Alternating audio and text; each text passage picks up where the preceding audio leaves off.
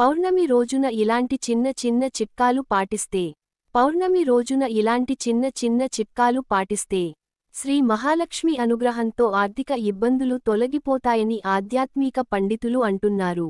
చేతినిండా డబ్బు సంపాదించినా పొదుపు చేయలేక బాధపడేవారు ఈ ఆధ్యాత్మిక చిట్కాలను పౌర్ణమి రోజున పాటిస్తే సరిపోతుంది.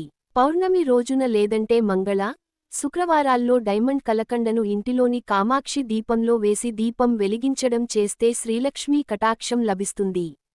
బుధ, గురువారాల్లో పౌర్ణమి రోజున కుబేరుడని స్తుతించి పూజిస్తే ఆదాయం ఇంట చేరుతుంది.